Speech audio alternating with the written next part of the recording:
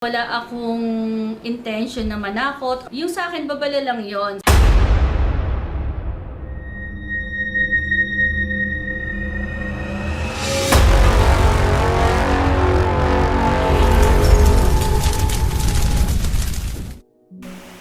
Hello po mga ka-PTV, sa video na ito ay tatalakayin natin ang 7 lugar sa Pilipinas na lulubugin ulit pagkatapos ng nakakapanlumong epekto ng bagyong Karina. Pero kung ikaw ay hindi pa nakasubscribe sa aking channel, baka naman.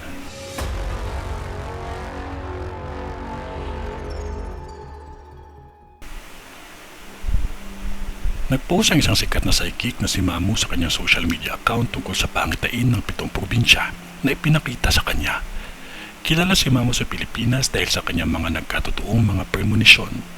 Si Mamu ay isang prophetic witch na ang ibig sabihin na ginagamit niya ito para makita ang mga mangyayari at makapagbigay ng babala. Si Mamu din ay naitampok na sa kapuso mo Jessica Soho dahil sa kanyang mga tahasang pagmagit ng kanyang mga premonisyon. Kaya pakinggan po natin ang vision ni Mamu. Umiiyak ang mga bundok. Shocks, babaha. Tulad ng sabi ko, klaseng 8 tayo ngayon.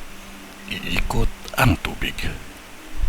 Uy, Nueva Ecija, Pampanga, Zambales, Manila, Cavite, Laguna, Batangas, Haneps.